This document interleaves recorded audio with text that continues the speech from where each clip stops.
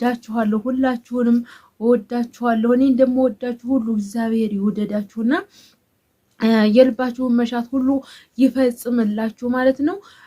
በቃ ምን ልበላችሁ በጣም ነው የምወዳችሁ በጣም ነው የማከብራችሁ ካለኝ ነገር ሁሉ ሁሌ ማስረዳችኋለሁ እኔ ስወርቅ ስነሳም አስረዳችኋለሁ ምክንያቱም ማለት እኔ ዛሬ ወድቄ ነገ ትልቅ ደረጃ ምናምን ከደረስኩኝ ለእናንተ አስተምሯችሁ ያልፋል ምክንያቱም ያኔ እሷ እኮ እንደዛ አይነት ነበረች እንደዛ አይነት ህይወት ነበር እንደዛ አይነት ቤት ትኖር ነበር እና ዛሬ ህይወቷ ሰላም ጤና ይስጥልኝ ክብራትና ክብሯን የሀገሬ ልጆች በሀገር ውስጥም በሀገር ውጭም ያላችሁት ሰላማችሁ ብዝት ይበልኝ ዛሬ እንግዲህ ለገና በዓል እንኳን አደረሳችሁ የዩቲዩብ ፋሚሊዎች ሁላችሁንም በሀገር ውስጥ በሀገር ውጭ ያላችሁ መልካም የገና በዓል ይሆንላችሁ ብያለሁ ያው ሰሞኑን ጠፋ ብያለሁ ማለት ነው ዛሬ እንግዲህ ያው በሰመራ ማሳዛኝ ዜና ነው እንግዲህ የተሰማው በመላው ዓለም የምትገኙ የሟች ቤተሰቦች መጽናናትን እመኛለሁ ሰመራ ላይ እንግዲህ በህገ ወጥ ሲዘዋወር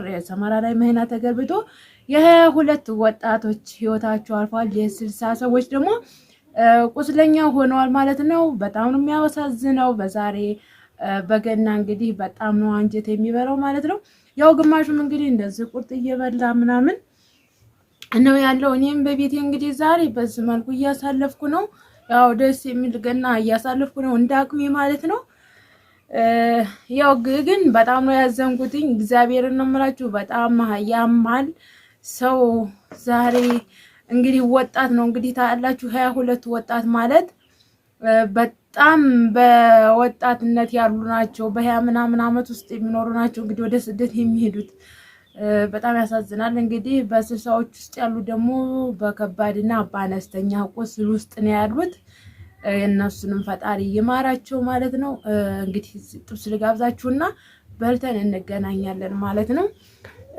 ጥብሴ ደግሞ በዚህ መልኩ ነው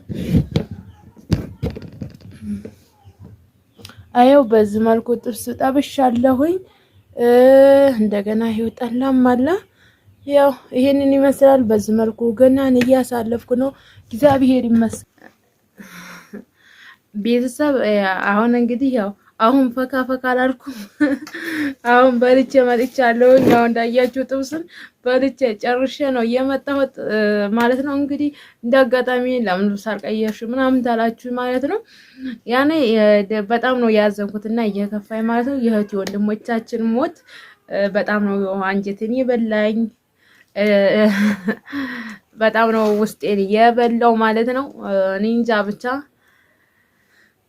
በጣም ያሳዝናል ማለት በጣም ነው የሚያሳዝነው ያው እንግዲህ አመት ባል እንደመሆኑ መጠን ይበላል ይጠጣል ያው ዛሬ እንግዲህ ሮብ ነው አጋጣሚ ያው ጋዲ ጦማል ተብሎ አባቶቻችን ባሉት ያው ተጥንት አባቶቻችን ባስተማሩን ምክንያት መስመር ያው በዛ ነው መስመር ያው በዛው ነው የሚሄደው ማለት ነው ያው እንግዲህ ጥምቀትና ገና ሮብ ቀን የሚውል ሆነ ጋድ አለው ብሎ በዛ አጋጣሚ ያው ጋድ ትናንትና ተጦማል ማለት ነው እኔ ግን ጋድ አልጾምኩም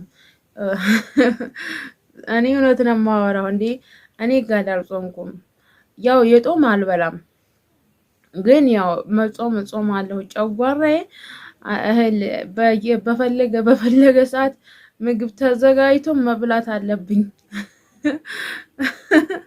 እናንተ እውነቴን ነው የምላችሁ ልክ ጨጓራዬ በሚፈልገው ሰዓት እህሉ ከች ማለት አለበት አለበለዚያ ያንን ታልበላሁኝ ምን ያደርገኝ መሰላችሁ የሆነ ያስገሳኛል ይፍቀኛል በቃ ተዛ ብበላው ማይስማማኝው ሆዴን ቅፍጭራው ቁጭ ነው ለዛ የጾምኩ አልነበረም ማለት ነው ያ በጣም ነው ጾም ማለት እንኳን ሌላ ዕለት በሉ ማለት ነው ከ17 አመት በኋላ ዓርብ ሮብ እንኳን ዝም ብላችሁ ምግብ የምትበሉ መጽሐፈ ቂደር እንደሚያስፈልግ ተመጽሐፉ መጽሐፍ ቂደር ሲጠመቅ መጽሐፍ ቂደር ሲጠመቅ አባቶች አስረድተውኛል ማለት ነው መጽሐፉን እያነበቡ በጆሮዬ ስለሰማሁኝ ምንም ምግብም በጾም ወቅት መብላት አልፈለኩም ነበር ገባችሁ ያው ግን ንስሐ ገባለሁ ንስሐ መግባት አለብኝ ብዬ ነው ማለት ምንም ማድረግ አልችልም። ቆሜ መተሄድ ታልቻልኩኝ ምንም ማድረግ አልችልም ብዬ በዛ አጋጣሚ ነው ታልጾም የቀረሁት ማለት ነው። ያው ልብስም ዛሬ እንዳመት በዓል አይደለም የማሳልፈው በልቻለሁ ጠጥቻለሁ ሆዴ ሞልቷል ማለት ነው። ግን ያው ያላችሁ ለእህቶቻችሁ ወንድሞቻችን በጣም ያሳዝናል ማለት ነው። እናንተስ ገናን እንዴት እያሳለፋችሁ ነው? እናንተ ጋር ገና እንዴት ነው? እኛ ጋር ያው አረቄ አልጠጣሁም እስካሁን ማለት ነው። አረቄ አልጠጣሁኝም እንጂ ጠላ ቢኔተር አስር ያለው ያው በእንዳግሜ ፏ ብልጭ ብዬዋለሁ ዛሬ። እንዴ ስስቅ ደግሞ ሰገሬ እንዳይመስላችሁ ይሆናል። ታለኝ አንጻር ባለኝ ስለተደሰትኩኝ ራሴን በራሴ ደስ ብሎኛል። በአንድ ጎኔ ሀዘን ቢሆንም በአንድ ጎኔ ደስታ ነው ዛሬ ማለት ነው። ያው እግዚአብሔር ይመስገን ስለማይነገር ስጦታው እግዚአብሔር ይመስገን። ምንጊዜም ተስደት መልሶ ደግሞ እንደዚህ ስለ በሀገሬ ላይ ያው የዛሬ ዓመት ስደት ላይ ነበርኩኝ። ዘንድሮ ደግሞ በሀገሬ ላይ ገናን እንዲውል ስላደረገኝ ክብር ለፈጣሪ ይሁን። ለድንግል ማርያም ልጅ እላችኋለሁ። እና እናንተ ጋስ እንዲህ ብርጭቆ እንዳለ መልካም ገና አጋጣሚ ብርጭቆ ደግሞ አንተ መልካም ገና ይላል። መልካም ገና እናንተ ይገሩ አያችሁት? ጽሑፉ ይታያችኋል። መልካም ገና በስመ አብ ወወልድ ወመንፈስ ቅዱስ አሐዱ አምላክ። የገና ስጦታ ነው። የገና ስጦታ ነው። ይህ ብርጭቆ ተገዛ ግን ብዙ ዓመተ ምህረት አስቆጥሯል። ያው የገና ስጦታ ነው ማለት ነው። እና ይሄንን ይመስላል በእኔ ጋ። እናንተ እንዴት ናችሁ? ደህና ናችሁ ሆይ? ያው እኔ እንግዲህ አሁን ቤት ውስጥ ነው ያለሁት። ሰው ጋር ሄድኩም ማንም ጋር ሄድኩም። ጉዝጓዜን ጎዛጉዥ ያለው ላሳያችሁ እንዴ ላሳያችሁ ጉዝጓዜን ጎዛጉዤ ሽነት ጎዝጉዣለሁ። ጣይ ሳሮች ጎዝጉዣለሁኝ። ያው እነግሬያችኋለሁ። ሽነት ደግሞ ይሄው ሽነት ልልበል አጋጣሚ ማለት ነው። ሽነት ለሰርግ ሽነት ይባላል። ይሄ አዲስ መሶብ ላይ እጅ ማጊ ለብስና መሶቡ ለማታውቁ ሰዎች ካላችሁ በሀገራችን በእኛ ሀገር ማለት ነው አንድ ልጃገረድ ሴት ስታገባ መሶቡ በአዲስ የእጅማ ቀሚስ ይለብሳል። ተላይ ደግሞ ይሄ ጭንቅላቱ ላይ ይደረግና በአዲስ መቀነት ይታሰራል። ከዛ ውስጡ እንጀራ ይደረግና አንዲቷ ተዛ ውስጥ ሙሽሪት አሟሻሪ ማለት ነው በጭንቅላቷ ያንን ሌማት ትሸከምና ሽነት ልልበሉ ይባላል ማለት ነው። ከዛ ከበሮ እየተመታ ነው ከቤት ሌማቱን ተሸክማ ወደ ውጭ መወጣው። ከዛ ውጭ ላይ እንዳለሽ ፍርፋሪት የማንትስና ደግመሽ ዳሪ እንዳለሽ ፍርፋሪ ይባላልና እንደገና ደግሞ ሽነት ልልበሉ የከሊት እናት ምንትስ እየተባለ ነው። ይሄ ወላችሁ ይሄ ሽነት ነው ታስሮ ማለት ነው። ሽታው በጣም ነው ደስ የሚለው። ዋው ትላላችሁ። ጥሩ ሽታ ያለው ነው። ይሄንን የሌላ ሀገር ዜጎች ቢያገኙት ለብዙ ነገር ይጠቀሙታል ብዬ አስባለሁ። ምክንያቱም ለተለያዩ ነገሮች ወይ ለሳሙና ውስጥ ይጨምሩታል ሽታው፣ ወይ የሆነ ሽታ ወይ ሽቶ ውስጥ ይጨምሩታል። ይሄ ለሽቶ ያመርቱታል ብዬ አስባለሁ። ሽታው በጣም ኃይለኛ ነው እና ይሄን ይመስላል። ቤቱ እንደዚህ ቢሆንም ያው ቤቱ ጊዜ ይጠብቅና ቤታችን ቀለም የለውም። ስለዛ ትንሽ ይደብራል።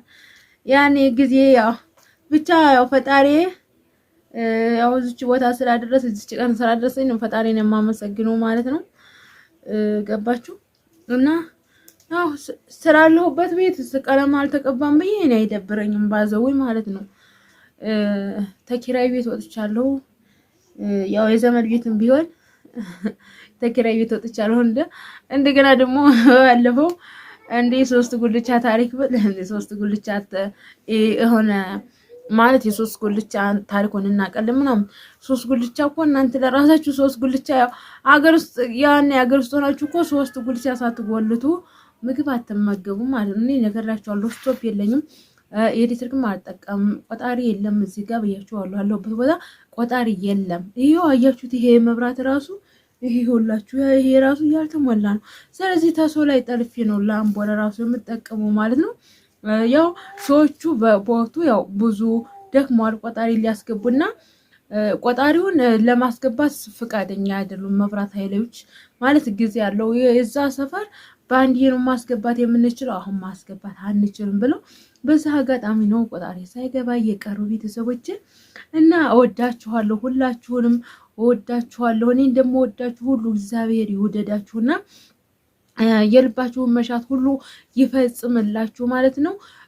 በቃ ምን ልበላችሁ፣ በጣም ነው የምወዳችሁ፣ በጣም ነው የማከብራችሁ።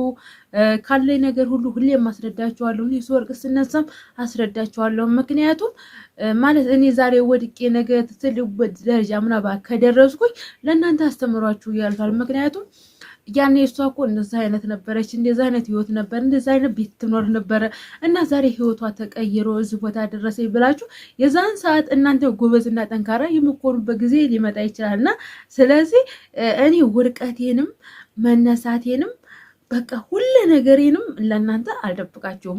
ከፈጣሪ በታች ያላችሁኝ እናንተ ናችሁ፣ ሁሉ ነገሬ ማለት ነው። እናንተ ለኔ ሁሉ ነገሬ ናችሁ። በቃ እኔ እንጃ ብቻ በምንም አልገለጻችሁም ማለት ነው። በጣም ነው የምወዳችሁ፣ በጣም ነው የማከብራችሁ። እኔ እንጃ እውነት እንደምላችሁ በጣም ነው ክብር ያለ ለቤተሰቦች። ያው እንግዲህ ሁላችሁ 1000 ዓመት ኑሩልኝ፣ በየዓመቱ ገና ያድርሳችሁ ማለት ነው። ባይ ባይ። ተመልሰን እስከምንገናኝ በሌላ ቪዲዮ ባይ ባይ። ሰዎች ጋር ምናምን ተሄድኩ ምናልባት የሚጠራኝ ካለ ያው የከተማውን ድባብ ምናምን ቀርጬ አሳያችኋለሁ ቤተሰቦቼ።